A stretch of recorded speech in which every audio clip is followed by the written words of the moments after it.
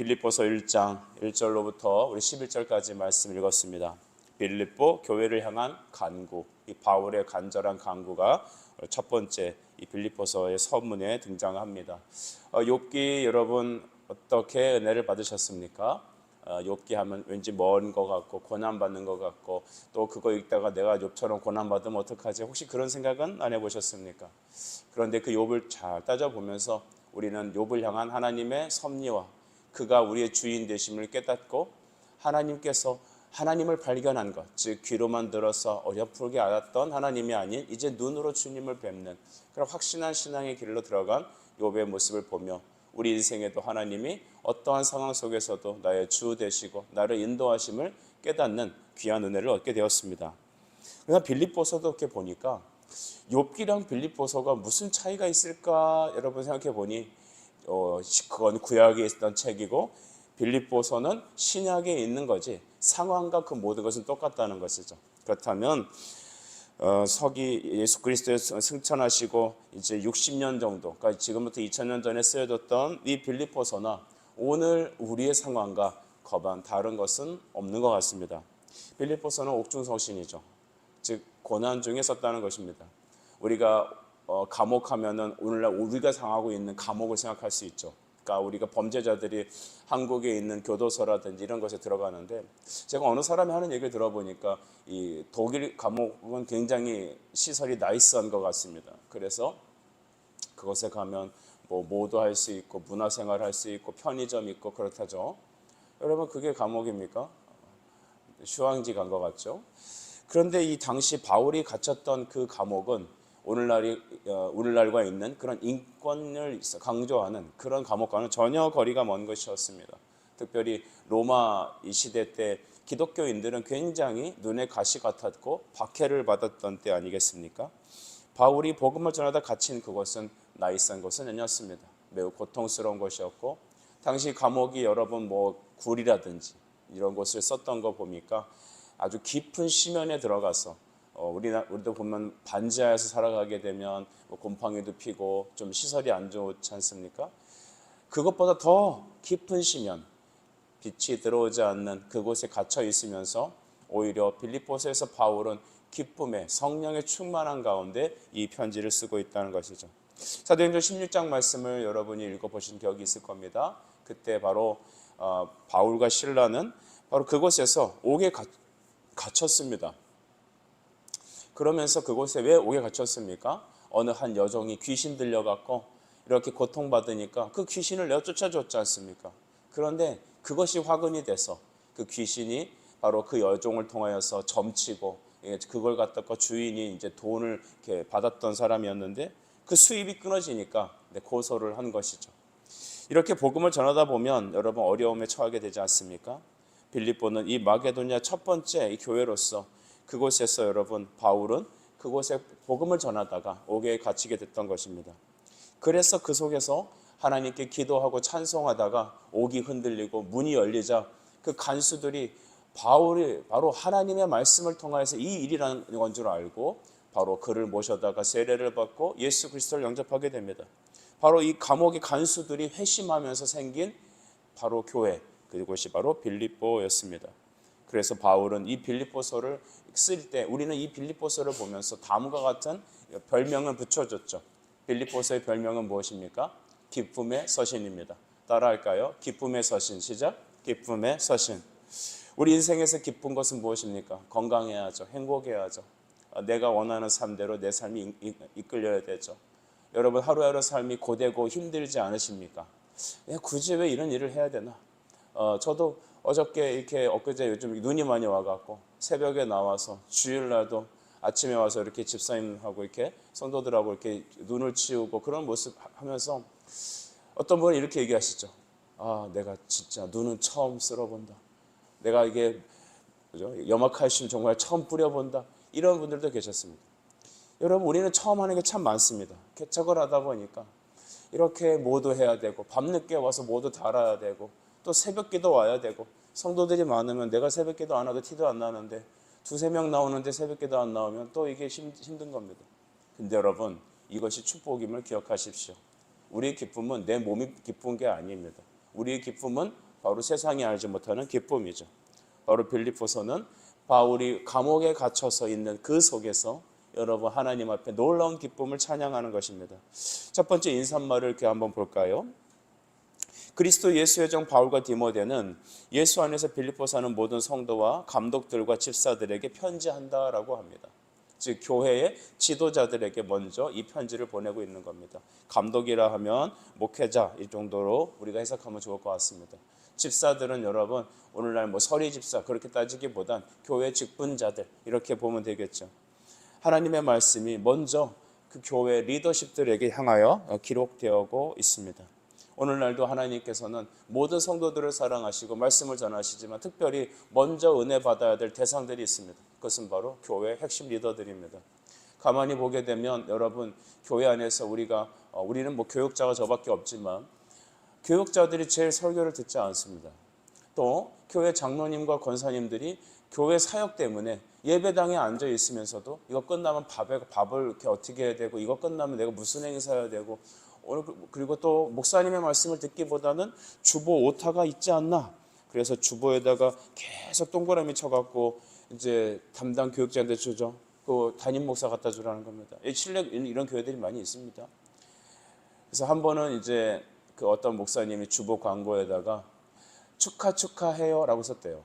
그러니까 생일을 축하합니다. 축하잖아요. 근데 요즘 아이들은 이제 그걸 좀 바꿔잖아요. 물론 십몇 년 전에 있었던 얘기지만 축하하고 이제 이게 뭐죠? 갈매기 2개 이렇게 주보에 냈답니다. 그랬더니 장로님께서 빨간색으로 축하이올시다. 그리고 이건 뭡니까? 이런 거 상스러우니 쓰지 마시오. 그래서 예 장로. 그래서 그다음부터 다시 축하드립니다라고 바꿨다는 것이죠. 여러분 말씀을 진정으로 말씀으로 바뀌기 전에 우리는 내가 듣고 싶은 말씀 듣고 우리가 생각하는 대로 우리는 또한 말합니다. 하나님께서 먼저 종된 바울과 디모데를 통하여 이 교회에게 쓰는 편지는 무엇이냐면 바로 감독들과 집사들 하나님의 종들에게 먼저 이 편지를 보내는 것이죠. 우리 교회는 여러분 전 성도의 간부화입니다. 어쩔 수 없습니다. 전 성도의 사역자와 전 성도의 간부화. 북한에서 쓰는 말이긴 한데 오늘 우리는 이렇게 하나님 앞에 다 부름받은 사람들이죠. 먼저 여러분에게 은혜의 말씀이 주어지길 축복합니다. 하나님의 말씀을 시작하는 이 첫 번째는 여러분 기쁨이 시작되는 것이죠. 내 인생의 기쁨의 시작은 말씀이 선포될 때입니다. 우리가 마음이 답답하고 은혜가 사라지고 정말 이렇게 내 안에 여러 가지 세상적인 걱정과 근심을 가득 차 있을 때 이 말씀이 닫힐 때가 종종 있으실 거예요. 그때는 여러분 설교를 들어도 들리지가 않죠. 먼저 여러분이 매일매일 새벽마다 아침마다 말씀의 문이 열려야 될 것입니다. 그러면 하루가 기뻐요. 어려움이 있어도 기쁨의 근원 되신 예수의 힘으로 인하여 그 어려움을 이길 수 있습니다. 반대로 여러분이 또한 말씀의 은혜를 받지 못하면 뭘 해도 하루하루가 다 힘들 것입니다. 그것이 바로 그리스도인, 은혜 받은 사람들의 정체성이죠. 여러분에게 먼저 기쁨이 선포되는 것은 예수의 말씀이 여러분의 마음을 타고 여러분의 마음을 변화시킬 때입니다. 2절은 이렇게 말하죠. 하나님 우리 아버지와 주 예수 그리스도로부터 은혜와 평강이 너희에게 있을지어다. 바로 하나님 아버지와 주 예수 그리스도. 이게 초대교회에서부터 계속해서 나오는 바로 이 편지의 용법이고 또한 축복의 멘트인 것이죠. 하나님께서는 이 삼위일체로 계십니다. 그러니까 삼위 하나님께서 바로 아들 예수 그리스도와 그의 보내시는 영, 성령으로 우리와 함께 하시고 다스린다는 축복입니다. 우리가 서로 여러분 교제하고 문안하고 나눌 때 항상 말씀을 두고 얘기해야 됩니다. 이것은 강조해도 부족하지 않죠. 우리가 교제한다 하면은 더 이상 세상 용어 쓰지 말고 우리 아메리카노 마시면서 맛있는 음식 먹으면서 드라마 얘기하고 남자 얘기하고 남자들은 여자 얘기하고 이게 교제인 것 같지만 실제로 그것보다 더 쓸모없는 행동들은 없는 것이죠. 어떤 분들은 밖에 성도들끼리 나와서 커피 마시면서 교제할 때 목사님 교회 얘기 그만하시고 말씀 얘기 그만하시고 직업병입니다 목사님 이제 좀 쉬세요. 여러분 그게 쉬는 것입니다. 교제라는 것은 그냥 밥 먹고 노는 게 교제가 아닙니다. 저는 기억합니다. 제가 청년 때 그 소그룹 성경 공부 GBS 성경 공부를 하고 끝나면 성경 공부 다 끝나고 은혜 받고 기도하고 이제 나누고 끝난 다음에 뭐 하냐면 야 우리 2차로 교제할까? 그리고 밥 먹고 노래방 가요. 여러분은 그런 경험 없습니까? 전 그게 되게 신기했습니다. 이해가 안 됐습니다. 이상하다. 세상에 나가도 밥 먹고 노래방 가고, 교회에서도 밥 먹고 노래방 가고, 여러분 이거는 잘못된 거죠.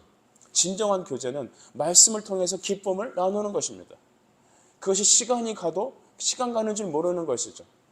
여러분은 오전 타임은 말씀 나누고 오후 교제는 세상적으로 놀고, 이런 삶을 여러분 하지 마십시오. 교제의 중심은 예수이십니다. 우리는 말씀으로 기뻐하고 말씀을 나누면서 우리는 서로 하나 되는 것이죠. 삼위 하나님의 축복의 첨포, 그것이 바로 서로가 하나님 안에서 즐거움을 나누는 것입니다.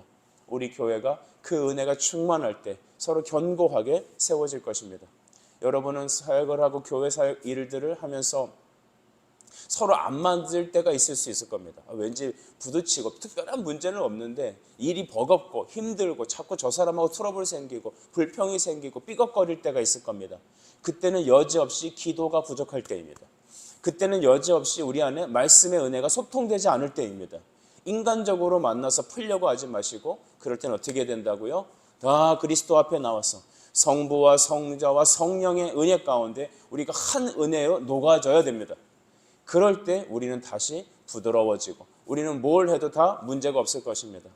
교회 와서 우리 중직자 자녀들은 항상 이런 얘기를 합니다. 엄마 아빠가 얘기합니다. 차 속에 타고 이제 교회를 가면서, 너 교회에서 이런 얘기하면 안 돼? 너 아무 얘기나 막 하면 안 돼? 입 조심해, 입. 연상군 시대입니까?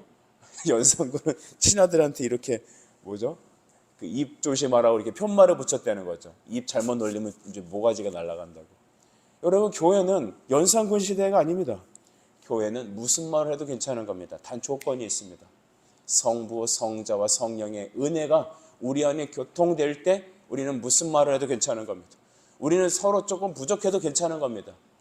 그러나 그것이 사라지면, 은혜의 선포와 은혜의 교통이 없다 보면 어떻게 됩니까?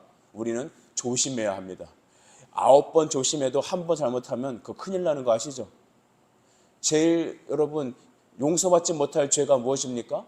괘씸죄 아닙니까? 보혈로도 해결이 안 됩니다. 한 번 마음이 삐져버리면, 한 번 마음이 뒤틀려버리면 교회에서는 다시는 얼굴 안 봅니다. 그러니까 너무 힘든 거죠. 그런데 교회에서는요, 좀 실수해도 괜찮은 거예요. 넘어져도 괜찮은 겁니다. 언제요? 성부, 성자, 성령의 은혜의 교통이 일어날 때. 그러므로 성도 여러분, 항상 깨어 기도하며 서로가 말씀 안에서 서로 교제하길 바랍니다. 소통되어야 합니다. 성령의 하나 되심을 힘써 따르며 우리가 성령을 소멸하지 않도록 몸부림치며, 그리고 그 은혜 가운데 서로가 교통되어야 합니다. 하나님과 우리가 교통이 되어야 성도와 성도 사이에 평화가 있습니다. 교회에 기쁨이 있습니다.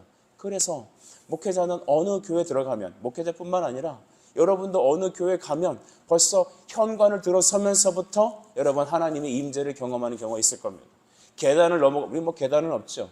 우리는 이 땅에 와서 교회 문턱을 들어가면서부터 하나님의 은혜의 임재가 있길 바랍니다.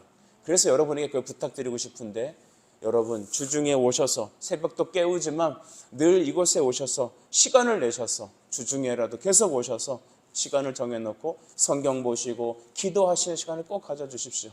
이곳에 오셔서 눈물을 흘리며 우리의 눈물방울이 이 바닥을 적시며 하나님을 향한 간절한 외침과 또 그의 말씀을 통한 간절한 나눔과 함께 기뻐하며 예배하는 찬송 소리가 아무것도 없는 이 벽돌과 이 건축물 안에 있지만 이곳에 하나님의 임재가 가득 찰 때마다 여러분 우리 이곳에 와서 하나님의 놀라운 은혜를 다른 사람도 경험할 것입니다.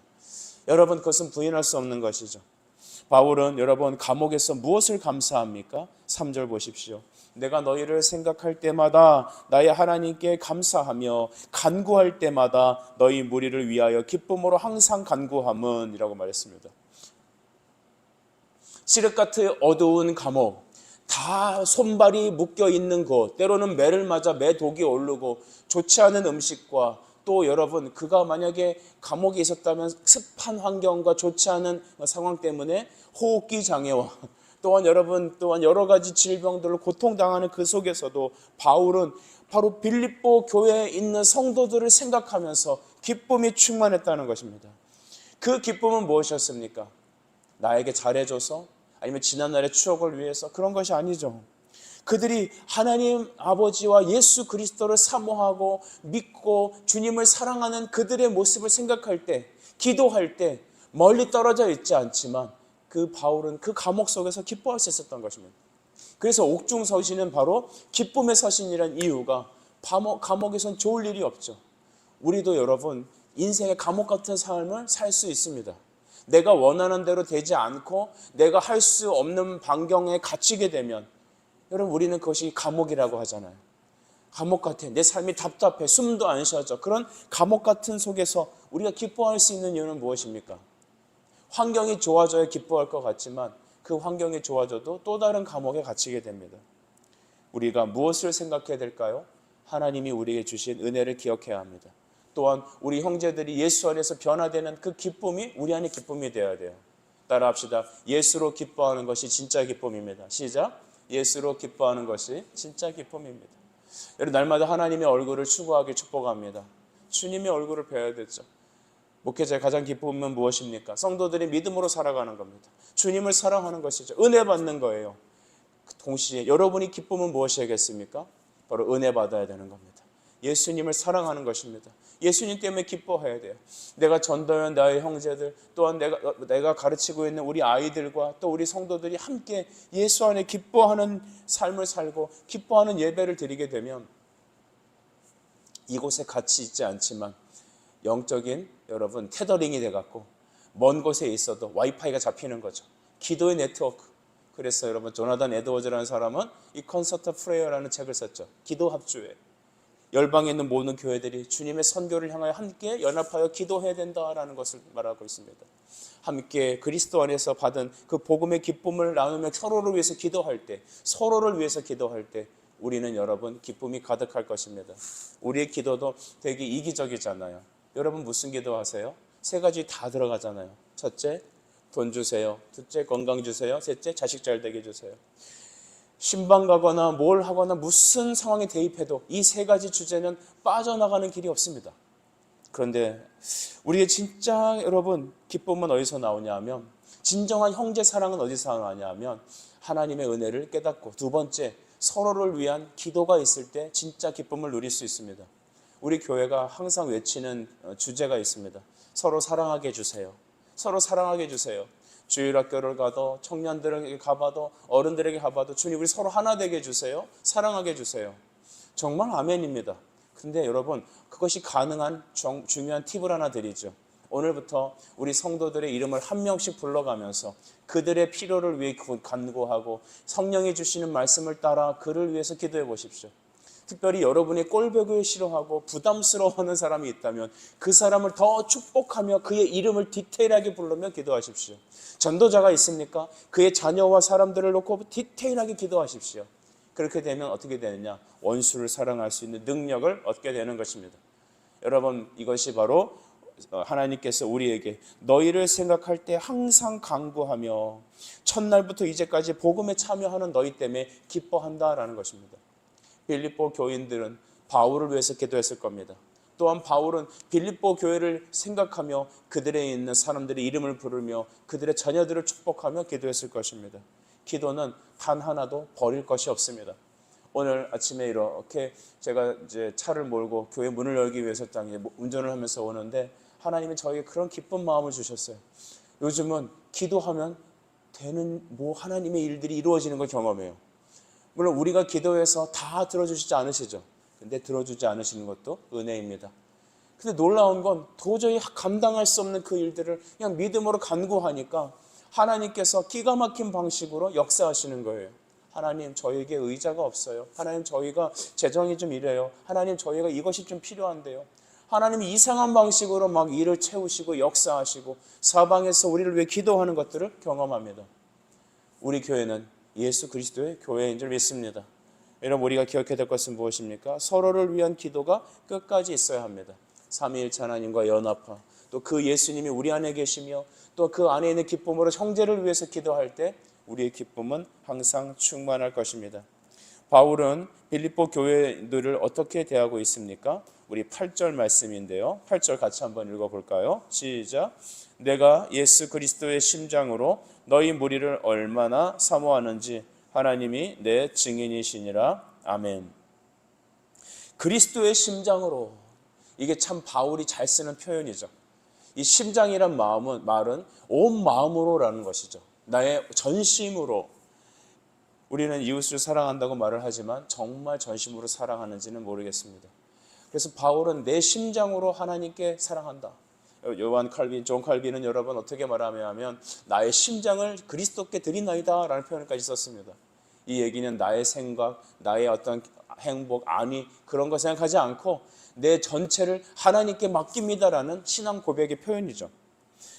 바울은 예수 그리스도의 심장으로 너희 무리를 얼마나 사모하는지 바로 하나님이 내 증인이라 라고 하십니다. 하나님을 경험할 때, 하나님의 사랑을 받을 때, 주님의 사랑을 깨달을 때, 내가 그리스도께 용서받은 존재라는 걸 알게 되었을 때 우린 그때부터 형제를 사랑할 수 있는 시작이 됩니다. 하나님 사랑이 먼저 있어야 합니다. 바울은 그가 여러분 부활하신 그리스도를 만나면서 그는 예수의 십자가를 전하기 위하여 평생을 살았습니다. 그리고 그 십자가를 전하다 보니 이제는 복음을 받은 그 사람들은 나의 심장을 다해서 사랑하게 되었다는 것이죠. 사랑은 여기 있습니다. 우리가 하나님 사랑한 게 아닙니다. 우리 사람들은 참 이기적이죠. 나밖에 생각 모릅니다. 나밖에. 내 자식밖에 눈에 안 들어옵니다. 어쩔 수 없는 겁니다. 우리 할아버지 할머니들도 보십시오. 우리 손주들한테만 눈이 갑니다. 또 우리도 자세히 보십시오. 멀리 있어도 내 자식만 보입니다. 우리 자녀들 아들이 있으신 분들은 글쎄요 군대 보낼 수도 있겠죠. 저도 군대를 갔습니다. 훈련소 기간이 다 끝나고 얼굴이 까맣게 돼갖고 삐쩍 꼬라서 지금과 그때를 비교하면 안 되죠. 그때는 아주 삐쩍 꼬라갖고 얼굴은 까맣고 다 같이 깨구리 복장 입혀놓으니까 이렇게 봐도 누가 누군지 잘 몰랐을 것 같아요. 근데 그런 시간이 있어요. 퇴소할 때 어머니들에게 여러분의 자녀들에게 아들들에게 가서 이 이등병 계급장 달아주라고 그래요. 그런데 기가 막힌 장면이 연출됩니다. 몇 집 줄에 누가 내 아들이 있고 이런 걸 보고 온 사람도 있겠지만 대부분의 어머니들은 벌써 멀리서만 봐도 내 자식인 것이 딱 보이는 거예요. 우리 그런 말이 있죠. 너만 보인단 말이야. 진짜 그래요. 너밖에 안 보여요. 저희 어머니도 저에게 오셔서 아들아 수고했다 하면서 이등병 계급장을 달아주는데 제가 깜짝 놀랐습니다. 어떻게 나를 알지? 어떻게 나를 알지? 보면 아는 거죠. 보면 아는 거예요. 여러분, 예수님을 믿게 되면 주님의 뜨거운 구속의 사랑을 받은 우리는 바로 나 자신만을 아는 게 아니라 예수님의 눈으로 바뀌는 것입니다. 예수님의 마음으로 바뀌는 것이죠. 그러니까 그 사랑으로 인하여 형제를 사랑하되 정말 자기의 심장을 다하여 그들을 사랑하는 마음이 있다는 것입니다. 여러분, 형제 사랑은 우리의 노력으로 불가합니다. 형제 사랑은 그리스도의 사랑이 부어질 때 가능합니다. 그래서 우리 아침에 그렇게 기도합시다. 주의 십자가의 사랑을 내게 허락하신 주여, 용서받은 나를 용서하신 주님, 이제 내가 그 눈으로 형제를 바라볼 수 있는 은혜를 주시옵소서. 그러면서 우리 교회 성도들의 이름을 불러가며 기도하십시다. 그럴 때 우리는 그리스도 안에서 놀라운 교제가 가득할 것입니다. 마지막 11절 말씀을 보면 예수 그리스도로 말미암아 의의 열매가 가득하여 하나님의 영광과 찬송이 되기를 원하노라 라고 했습니다. 우리 바울은 그들을 향하여 축복하되 하나님의 영광과 찬송이 되기를 원한다. 빌립보 교회 성도들아, 너희가 정말 하나님의 영광을 위해서 그의 빛을 찬양하며 너희들이 하나님의 기쁨의 대상이 되기를 원한다라는 것입니다. 우리 교회, 바로 온샘교회가 그렇게 되기를 원합니다. 성령으로 인하여서 우리가 그리스도 앞에 서는 그날까지, 여기 10절 말씀도 보면 허물이 없고 진실하여 허물이 없어라는 표현이 있죠. 우리가 허물이 없이 어떻게 삽니까? 근데 하나님은 우리를 보실 때 예수 그리스도를 통하여 어떻게 보시냐 하면 우리의 존재뿐만 아니라 우리 행위마저도 의롭다고 여겨주십니다. 그래서 우리가 예수 그리스도 안에서 하나 될 때 성령님은 우리를 통하여서 하나님의 영광과 또한 찬송으로 우리를 받아주신다는 것입니다. 이 땅을 살면서 여러분 우리는 많은 우겨싸움을 당합니다. 바울은 옥에 갇혔지만 우리는 육신의 옥이라는, 또한 환경의 옥이라는, 나 자신의 건강의 옥이라는 것에 우리는 갇혀 있을 수 있습니다. 그러니 기쁠 것이 없죠. 우리는 내가 건강해야지, 내 마음이 흡족해야지 즐겁지 않습니까? 그런데 하나님께서는 바울의 이 편지를 통하여 우리에게 또 다른 것을 제시합니다. 그리스도와 소통될 때, 삼위일체 하나님의 은혜를 경험할 때 우리는 형제를 향하여 뜨거운 심장으로 그들을 사랑할 수 있고, 바로 하나님의 말씀 안에서 서로 교제가 일어날 때 우리는 하나님의 영광과 찬송으로 이 땅을 살아갈 수 있습니다. 빌립보 말씀을 앞으로 계속 읽으면서 이 축복이 우리 가정과 교회에게, 여러분에게 주어질 때 여러분의 인생은 하나님의 찬송이며 하나님의 영광의 도구가 될 줄 믿습니다. 주님, 이 아침에 우리에게 이와 같이 은혜를 내려 주시옵소서. 기도하겠습니다. 사랑의 주님, 오늘 빌립보 첫 번째 이 말씀을 통하여서 오늘 우리에게 하나님 삼위일체 하나님의 은혜가 우리에게 부어졌고, 우리가 하나님 시작하는 날부터 복음을 위해 함께 그리스도와 참여한 자가 되게 하시니 감사합니다.